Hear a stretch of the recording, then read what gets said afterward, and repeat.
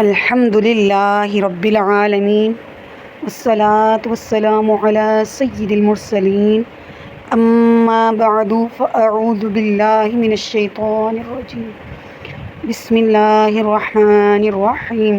تو فن عربیت میں علم نحو کی اہمیت اہل علم سے مخفی نہیں۔ امیر المومنین حضرت سیدنا عمر فاروق رضی اللہ تعالی عنہ فرماتے ہیں تعلموا النحو کما تعلمون السنن والفرائض، و امام شافعی فرماتے ہیں من تبحر فی النحو اہتدی الی کل العلوم۔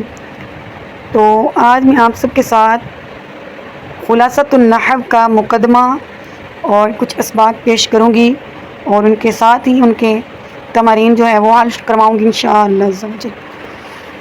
تو علم نحو کو سب سے پہلے سیکھنے کے لیے آپ لوگوں نے اس کو یہ نہیں سوچنا کہ یہ مشکل ہے، بلکہ آپ نے اس کو بالکل ایزی سمجھنا ہے کہ یہ بہت ہی ایزی ترین کتاب ہے۔ بسم اللہ الرحمن الرحیم۔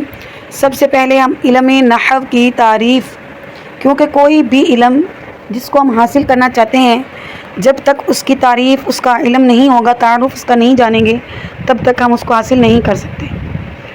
ایسے قواعد کا علم جن کے ذریعے اس میں فعل اور حرف کے آخر کے احوال اور ان کو آپس میں ملانے کا طریقہ معلوم ہو۔ علم نحو کا موضوع کیسے اسم فعل اور حرف کے آخر کے احوال کا، جاء زید، مررت بزید، رأیت زیدا وغیرہ۔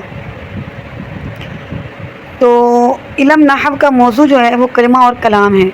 علم نحو کو حاصل کرنے کی غرض قرآن و سنت کا فہم اور عربی زبان میں لفظی غلطی سے بچنا ہے۔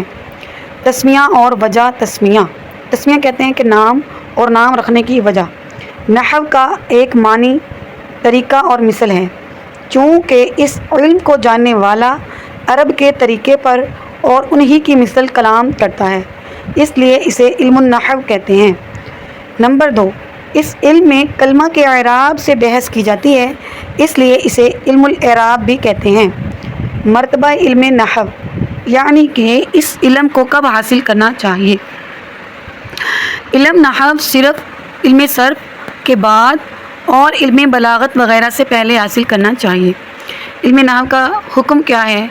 علم نحو کا حاصل کرنا واجب علی الکفایہ ہے۔ ما بھی استمداد، وہ چیز جس سے نحو کے قواعد بنائے اور ثابت کیے جاتے ہیں۔ نحو کے قواعد بنانے اور ان کو ثابت کرنے کے لیے قرآن و حدیث اور خالص کلام عرب سے مدد لی جاتی ہے۔ علم نحو کا واضح، کہ علم نحو کو بنانے والا کون ہے۔ علم نحو کے واضح 3 ہیں۔ خلیفہ ثانی سیدنا عمر بن الخطاب۔ نمبر 2، خلیفہ رابع سیدنا علی بن ابی طالب، سیدنا ابو الاسود دہلی۔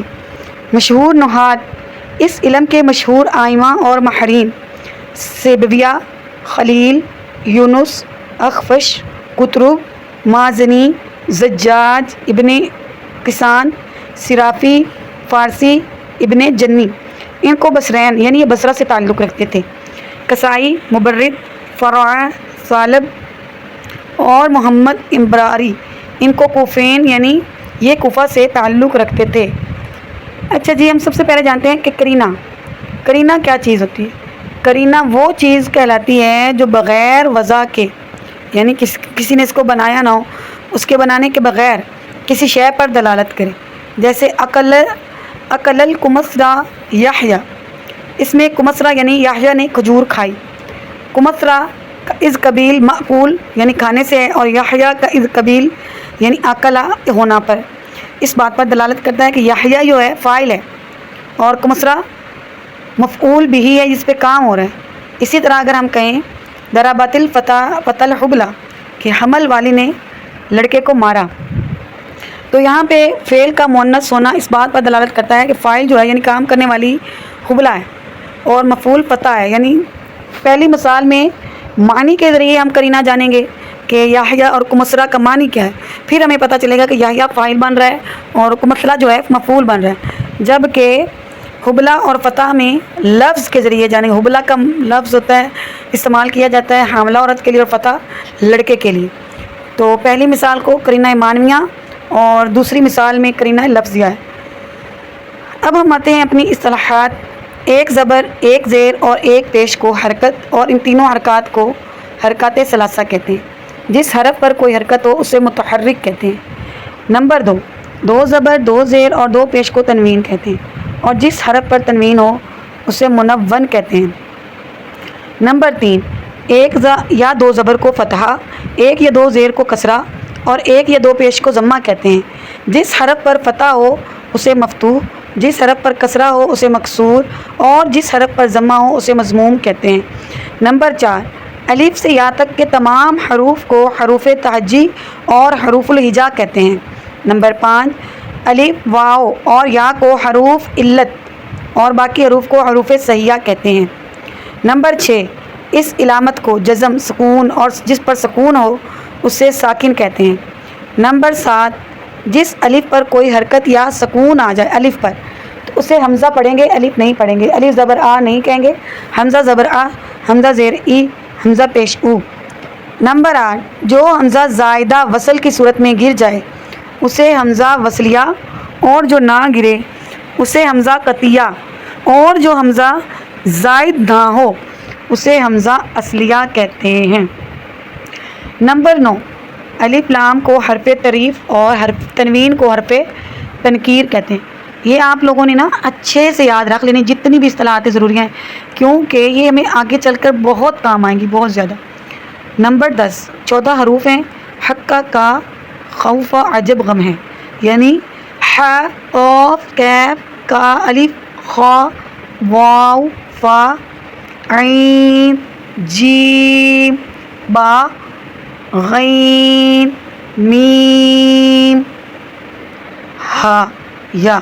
ان کو حروف قمریہ یعنی ان کے ساتھ الف لام لکھا بھی جاتا ہے اور پڑھا بھی جاتا ہے اور الف لام کہتے ہیں حرف تعریف کو.